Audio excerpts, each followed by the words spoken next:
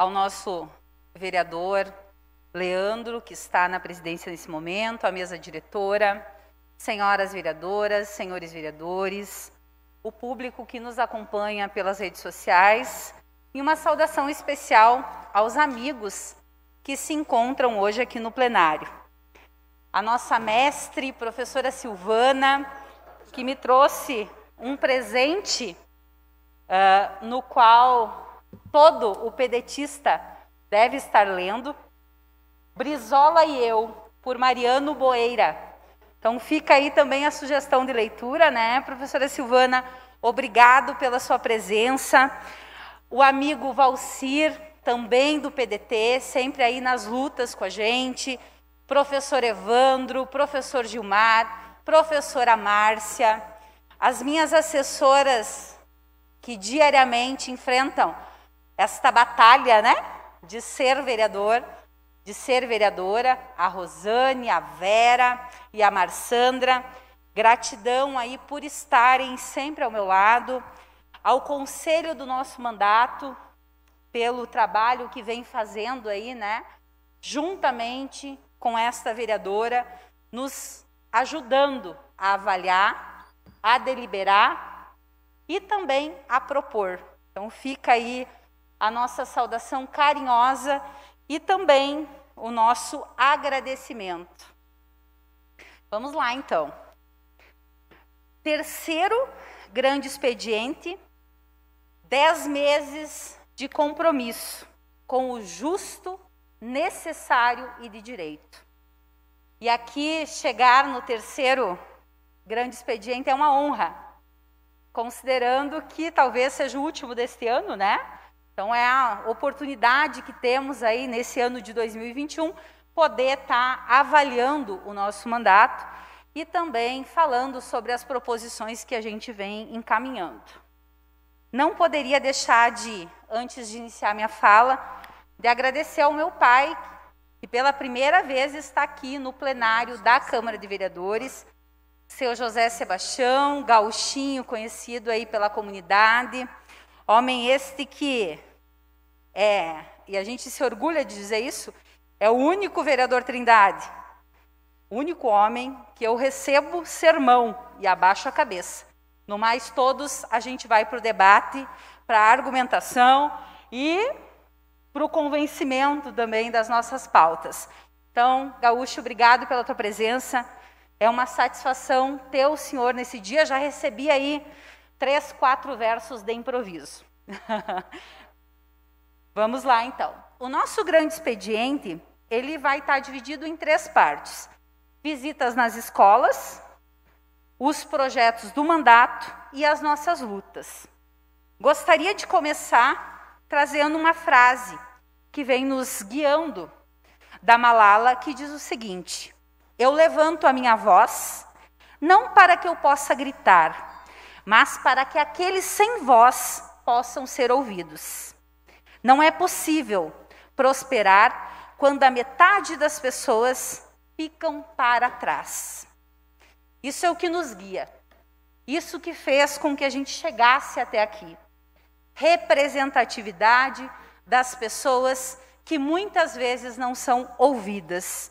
E aqui, mais uma vez, reitero, nem sempre a nossa fala agrada ao parlamento, mas isso faz parte do processo democrático, porque aqui estamos para defender os interesses da nossa comunidade. Então, pode passar, faz favor, Miquel. Vamos começar, então, pelas visitas nas escolas. Até a data de hoje, foram 34 escolas visitadas. O município de Passo Fundo tem mais de 70. Se formos calcular aí as escolas estaduais e particulares, esse número dobra. Mas nós estamos fazendo aí um esforço coletivo do nosso gabinete de passar por todas as escolas. Aqui estão as escolas visitadas de ensino fundamental e ensino médio: Antonino Xavier, Adelino Pereira Simões, Zeferina Demetrio Coste, Santo Agostinho, Helena Salton, Nossa Senhora Aparecida, Leão Nunes de Castro, Escola do Hoje, Diógenes Martins Pinto, Dom José Gomes, Ceci Leite Costa, Coronel Lolico, Daniel Dipe, Notre Dame Municipal, Coronel Sebastião Rocha e Senador Pasqualini. Também estamos visitando as escolas de educação infantil, onde já visitamos em Meia Belinhas, Amizade, Branca de Neve, Cantinho da Ritinha, Francisco Biancini, Nossa Senhora das Graças, Menino Deus, Professor Bandana, Padre Zezinho, Toquinho de Gente, Tio Patinhas, Santa Isabel, Osório Cardoso Teixeira, Cantinho Feliz, Padre Alcides, Raio de Luz, Geni Araújo, Rita Siroski e Sonho Encantado. Dessas visitas, é normal e natural, por ser um mandato onde a gente prioriza a educação, que nós estejamos diariamente acompanhando o trabalho das nossas escolas. E também vendo suas necessidades, suas reivindicações. Cabe aqui ressaltar a alegria que tenho quando chego numa escola, a forma como somos recebidos, o carinho no qual o magistério nos recebe e entende o trabalho, a importância do que estamos fazendo aqui nesse parlamento, onde muitas dizem que bom termos uma professora, que bom ter alguém que entende as dificuldades da escola pública. Dessas visitas, nós temos várias análises que eu gostaria de partilhar com os senhores e senhoras. Num primeiro momento, a gente encontrou uma realidade de escola que se sonhava, né? Antes desta pandemia. Depois veio a pandemia, muita coisa mudou, os protocolos de segurança, o retorno dos alunos, e agora temos a notícia de que todos estarão retornando. Diante desta nova realidade na qual a educação se encontra, algo que é muito presente, a falta de recursos humanos e o suporte técnico nas nossas escolas. A falta de professores, sobretudo para substituir os laudos. E aqui fica a prova de que as nossas administrações tiveram um ano para preparar este ambiente, para pensar o retorno das aulas, mas assim não fizeram na maioria das escolas. Quando a gente pensa numa pandemia, a gente tem que supor que nós precisamos de mais professores para suprir a necessidade. Estamos já no mês de novembro e algumas escolas não têm professor, por exemplo, de matemática. E aqui falo da realidade das escolas municipais e as escolas estaduais. Falta de assistente para a educação infantil. Existe uma demanda muito grande deste profissional hoje nas escolas de educação infantil, que por conta de que não se tem mais servidores para chamado concurso, estamos nesse entrave e as escolas desassistidas.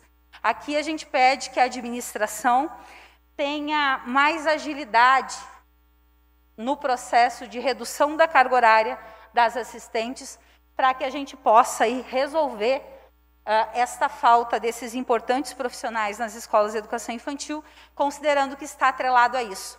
O município só poderá terceirizar a partir do momento que mandar o projeto para essa casa. Sobrecarga de trabalho. Tenho falado muito aqui nessa tribuna o quanto o professor está sobrecarregado, o quanto o professor esteve sobrecarregado no período de pandemia e o quanto, neste momento, ele está sobrecarregado com muita demanda de trabalho, dando aula presencial e aula na plataforma, muitas vezes trabalhando muito além da sua carga horária.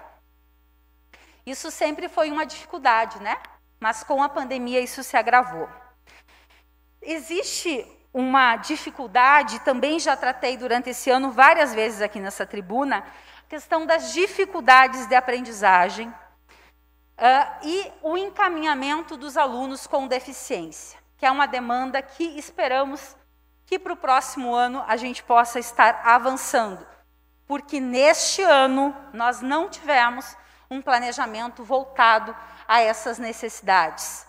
Mais uma vez, reafirmo, as administrações foram muito morosas no pensar o retorno das nossas crianças, e não foi por falta de tempo. Estrutura física das escolas. As escolas municipais com uma estrutura um pouco melhor, mas ainda falta em várias escolas quadra coberta, né, para esportes, alguns problemas de telhado, instalação elétrica, os alvarás de funcionamento. Esse aqui é uma demanda que desde quando estava no Conselho Municipal de Educação, a gente vem batendo nessa tecla. Muitas escolas não têm alvará de funcionamento. Não tem alvará dos bombeiros, não tem o alvará sanitário, e isso é uma coisa que nos preocupa. Parquinhos. Existem, por incrível que pareça, escolas que não têm parquinhos. Isso está na lei, faz parte do processo de desenvolvimento das nossas crianças ter esta importante estrutura. Ainda não temos, esperamos avançar nessa pauta. E há necessidade de ter uma equipe permanente para fazer a manutenção das escolas. Tem se investido muito em estrutura, em pintura, em reparos, e a gente faz esse reconhecimento em escolas novas. Só que se não tiver uma equipe permanente de manutenção, a gente vai, daqui a alguns anos, estar dizendo que essas escolas que foram reformadas nesse ano não estão de acordo com condições para receber as nossas crianças. E aqui faço uma ressalva do descaso do governador do estado com as estruturas das escolas estaduais, onde a escola Lucília Leite Costa, com verba já aprovada até o presente momento, não se deu andamento na reforma e as crianças estão tendo que se deslocar para outros espaços. Isso é um pouco do todo. Depois que a gente terminar as visitas, nós vamos fazer um relatório de tudo que observamos, tudo que encaminhamos, e estaremos encaminhando para todos que tiverem interesse. Muito bem, vamos lá. Nosso gabinete tem investido em alguns projetos. Infelizmente, a função do vereador esbarra em muitas burocracias. E a gente precisa, sim, ir além. E aí tem uma tarefa social que está diretamente ligada à função de fiscalizador, mas também de formador, seja de formador de opinião ou ainda formação cidadã, né, enquanto seres humanos.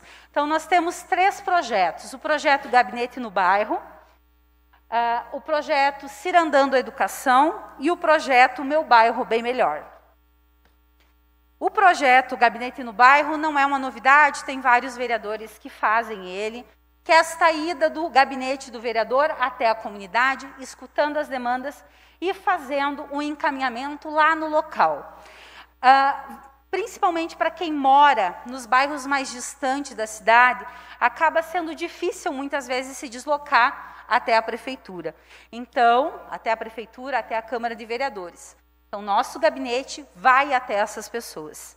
Já visitamos o bairro Ipe, Cavalinhos, Leão 13, Nenegrefe, Santa Rita, São Luís, Vila Luísa, Lucas Araújo, Xangri-Lá e Berthier. Então, aos poucos, vamos avançando aí e levando o nosso gabinete até as nossas comunidades. Destacando aqui a importância de estar disponibilizando este serviço para a nossa comunidade. Nós temos como desafio, nesses 4 anos, implementar o mandato coletivo e participativo. Se nós não sairmos dos nossos gabinetes, jamais a gente vai propiciar que todas as pessoas possam ter acesso ao que a vereadora está encaminhando. O meu bairro bem melhor. Esse é um projeto que eu estou tendo muito carinho com ele. Surgiu em uma visita do secretário Gilberto, nosso secretário de esportes.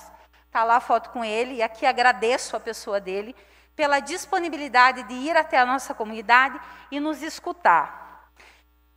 A Praça das Rosas do bairro Ipe, ela está sendo revitalizada. Mas, se a nossa comunidade não mudar o seu comportamento de utilização desse espaço, daqui a 1 ano nós estaremos reivindicando novamente que ela seja revitalizada. Então, o que a gente vem fazendo? Começamos uma primeira atividade com os alunos da Escola Daniel Dipp, com os 8º anos, que a maioria dos cidadãos que utiliza a praça é a juventude, porque ela fica ao lado da escola. numa roda de conversa, com dinâmicas, com ações, nós estamos buscando que esses adolescentes, que esses jovens, venham a ter intervenções de tomada de consciência de utilização dos espaços públicos. Nesse primeiro momento é mudar a concepção. Todo mundo quer, né, um bairro com segurança, organizado, limpo. A periferia também quer isso. Só que muitas vezes eles não sabem como andar, como se organizar para chegar a isso. Então, este diálogo lá com a comunidade, pensando ações que sejam possíveis de ser feitas, nós estamos fazendo a nossa parte. E esperamos que a administração municipal faça dela. Quer manter o espaço, quer sim fazer com que os brinquedos tenham manutenção, que a academia ao ar livre tenha manutenção, e a comunidade é cuidar e conscientizar de como utilizar. Então, contarei aí outras ações que estaremos fazendo no decorrer desse projeto.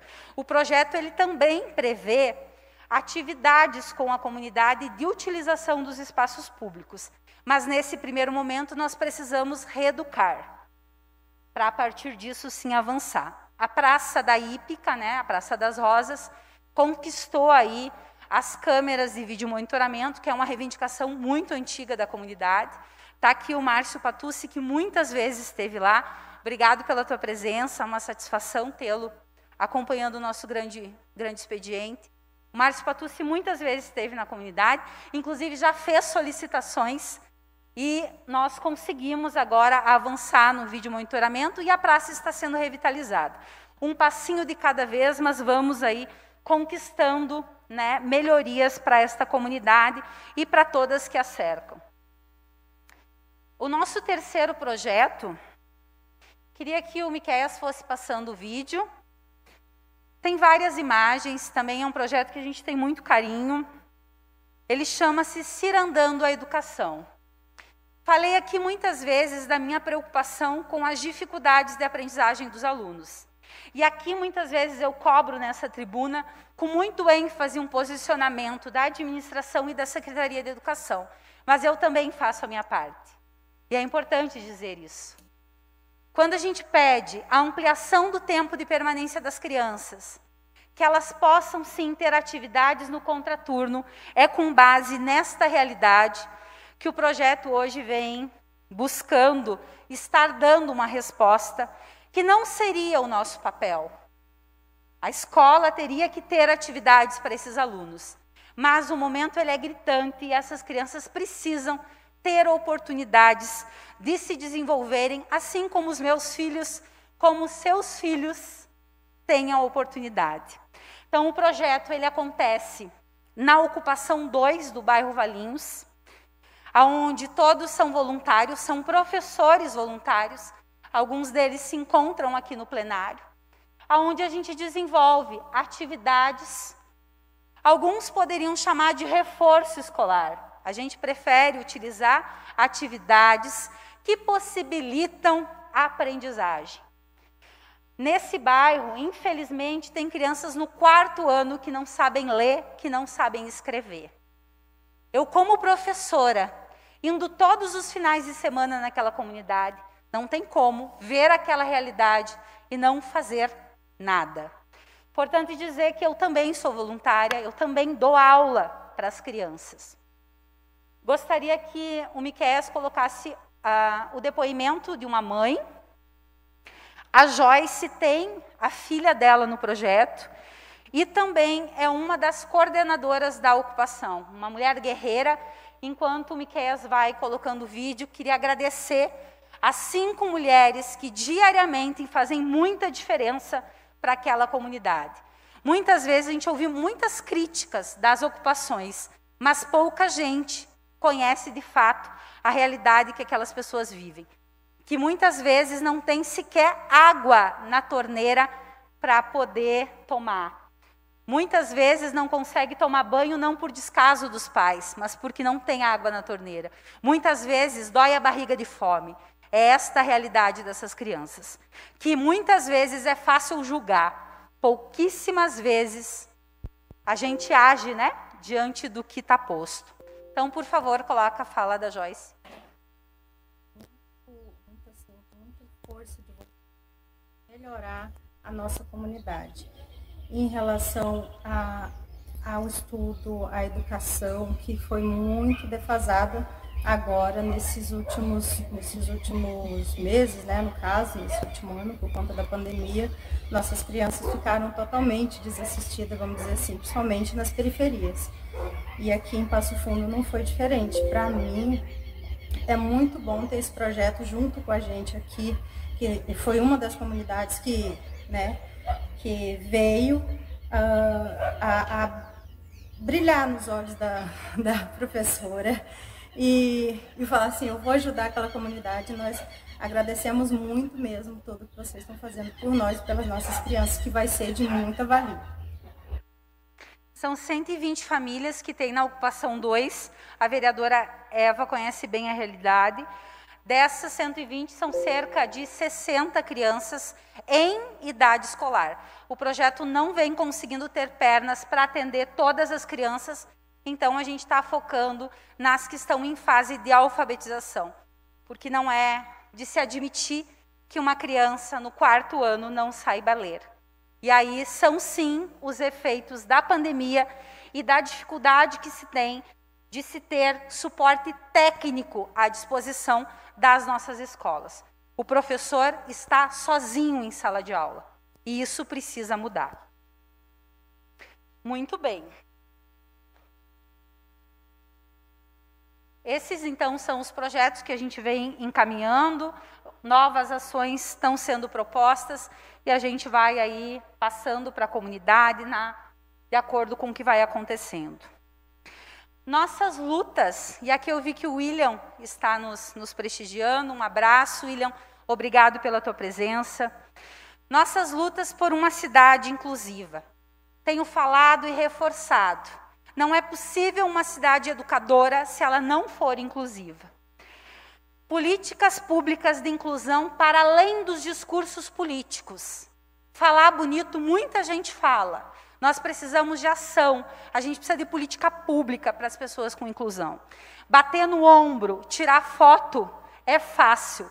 A gente precisa, sim, avançar em projetos na nossa cidade. A coordenadoria da pessoa com deficiência, não se tem uma explicação plausível para que a gente ainda não tenha no nosso município. Escola bilíngue, cidades muito menores do que Passo Fundo já têm implementado. Central de intérprete, é urgente. Nós vivenciamos aqui a dificuldade que é de poder se comunicar com os surdos. Precisamos avançar nessa pauta. O SEMAI, que esta casa aprovou, veio o veto do prefeito e foi mantido o veto do prefeito. Mas tive uma boa notícia conversando com o secretário de Educação, que o SEMAI para o próximo ano vai ser ampliado. Isso, para nós, professores, é uma vitória. Diante disso, encaminhei uma emenda que eu espero que ela seja aprovada pela casa e que seja acolhida pelo prefeito, de mais de 180 mil para o SEMAI, porque precisa para esse processo de reestruturação. Hospital da Criança. Ter no Hospital da Criança um núcleo que atenda as crianças com deficiência.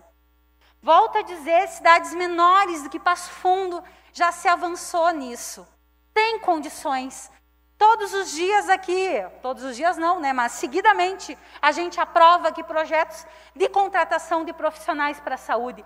Por que não uma equipe de 3 profissionais para atender as crianças com deficiência? O município de Passo Fundo tem condições de fazer isso sim. Em se falando em lutas, não poderia deixar de trazer nesta retomada desses 10 meses um intenso ano de luta em defesa dos servidores municipais e dos professores. E aqui, com muito orgulho, tenho dito que sou sim defensora desses trabalhadores e vou seguir defendendo. Não voto contra trabalhador, não voto. E se votar, o sermão vai vir do gauchinho, que é de quem eu escuto. Porque é inadmissível que se vote contra o trabalhador. Então, reforço aqui a minha luta constante pelas pautas dos servidores e dos professores. Lembrando, isso é qualificar o serviço essencial, isso é qualificar a educação, é qualificar a saúde. E aí os senhores acompanharam, né, melhor do que todos, todas as lutas que foram encampadas nesse ano. Que começamos com a vacinação dos professores e estamos aí, terminamos agora, né, a última luta que tivemos, mas até o final do ano com certeza terão mais, que foi a revogação do salário dos servidores e ainda, do salário não, do percentual de aumento dos servidores e ainda a lei que prevê a previdência complementar, na qual sim avaliamos que foi um atraso. E aqui um abraço para os servidores pela passagem, né, do seu dia. Estivemos acompanhando o jantar do Simpasso, onde teve um número significativo de servidores reunidos e pudemos aí entregar o nosso abraço a cada uma.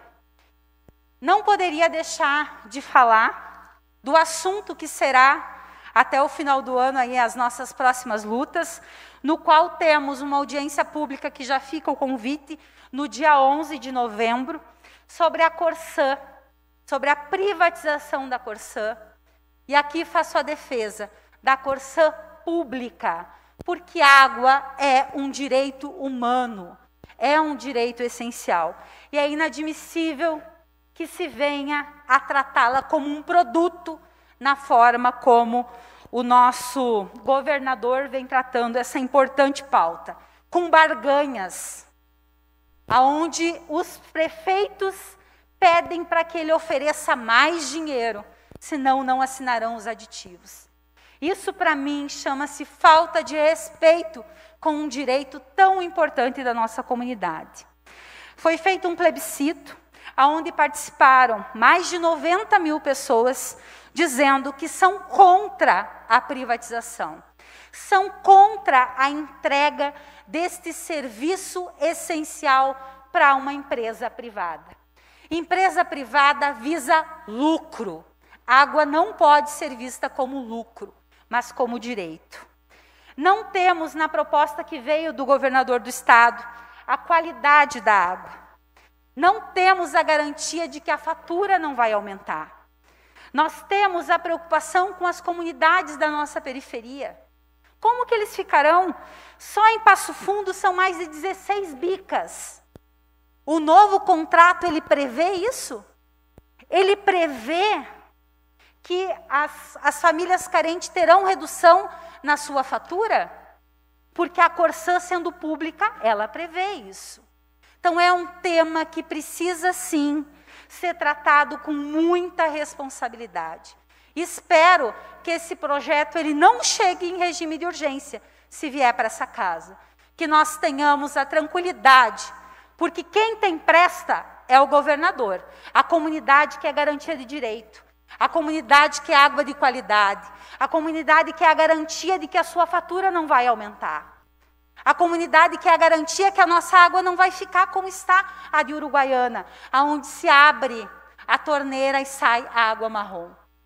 Nós precisamos, sim, de uma postura firme deste parlamento, e eu espero que a gente consiga, sim, avançar, ao menos nesse tema, porque, com certeza, se os aditivos forem assinados da forma como estão, a nossa comunidade, mais uma vez, será penalizada. Nós, como todos os vereadores, temos aí uma série de encaminhamentos. Foram mais de 101 encaminhamentos. Destes, 46 respondidos, somente 26 executados. Pedidos de informação, 22 encaminhados, 15 respondidos. Indicações, 72 encaminhadas, 33 respondidas, 6 executadas. Mas, volto a dizer, o nosso desafio é, sim, de continuar lutando pelo que a gente acredita que é necessário para melhorar a qualidade de vida da nossa comunidade. Peço de antemão 5 minutos, pode ser? Concedido, vereadora. Obrigada. Só para concluir. O grande desafio tem sido legislar. Legislar para as pessoas, legislar para a comunidade. Nós encaminhamos 3 moções, as 3 moções foram aprovadas pela casa. Moção não tem efeito de lei. E como falei, quando defendo a política pública das pessoas com inclusão, nós precisamos avançar em legislação. Nós tivemos 2 projetos aprovados pela casa, vetados pelo prefeito e mantido o veto pelos vereadores. Destes, um deles, fundamental para a educação, que é o SEMAI. O outro, muito importante para as nossas mulheres, que era da multa administrativa para o agressor da vítima de violência doméstica e familiar. Esta vereadora vai encaminhar, vai lutar. Mas a última palavra é do parlamento como um todo. Que nós só vamos conseguir avançar na política pública se a gente tiver uma concepção um pouco diferente desta casa. Porque por ser projetos da oposição, não significa que eles não sejam bons para a comunidade. Tanto que foram bons que esta casa votou favorável. A Procuradoria deu parecer favorável. No entanto, o prefeito achou que não deveria ser sancionado. E a casa, pelo prefeito ter maioria, manteve o veto. Tem 2 que estão tramitando. Um que diz respeito às senhas sonoras e às áreas de segurança escolar. Que eu espero que eles sejam encarados como projetos importantes para a comunidade. Não como um projeto da oposição. Porque nós precisamos avançar. A comunidade pede isso. A comunidade espera deste parlamento que nós tenhamos avanços em políticas públicas que venham ao encontro, por exemplo, das pessoas com deficiência visual, onde senhas sonoras deveria ser algo que já deveria estar implementado no nosso município, mas ainda não está. Ficam aí os nossos agradecimentos a todas as pessoas que diariamente se sentem representados pelo nosso mandato, que dizem que é importante a professora Regina permanecer, que todos os dias mandam mensagem, que todos os dias estão ao nosso lado, seja avaliando, seja, sim, deliberando junto e seja legislando. Porque nada do que encaminho aqui é em nome da Regina Costa dos Santos, mas sempre, sim, com base no coletivo, na participação popular e nas necessidades e garantias e direitos da nossa comunidade. Lhe concedo a palavra, vereador. Vereadora Regina, parabéns pelo seu grande expediente. É uma honra ter a senhora literalmente ao nosso lado aqui nesse parlamento. Desde a primeira vez que iniciamos nesse ano que estamos aqui, sabíamos a dificuldade que iríamos encontrar. Não pensávamos que seriam tantas, mas a senhora tem agido com maestria, levando as coisas da nossa comunidade, das pessoas que lhe procuram, muito em especial a educação. A senhora está fazendo um excelente trabalho. Tem em nós sempre um amigo que vai estar sempre junto com a senhora nas suas lutas. Meus parabéns. Obrigado, vereador Trindade. Seguimos juntos. Tenho muita honra de sentar ao lado dos senhores, vereador Ernesto, vereador Trindade e vereador Gleison. Com vocês, com certeza, nós somos muito mais fortes. E eu tenho acreditado muito que a gente pode avançar sim, porque nós estamos aqui de forma legítima, defendendo os interesses da comunidade. E não será ninguém que irá nos silenciar. Bem pelo contrário, a gente segue muito convicto do porquê estamos aqui, para quem estamos e quem estamos recebendo. Recebendo não, representando, perdão. Agradeço a todos que vieram acompanhar o nosso grande expediente, quem está acompanhando pela rede social, e mais uma vez, gratidão por estarem ao meu lado, gratidão por acreditarem numa política que tenha, sim, olhar para os interesses da nossa comunidade, da classe trabalhadora, da educação, mulheres, juventude e crianças. Era isso, presidente. Muito obrigada.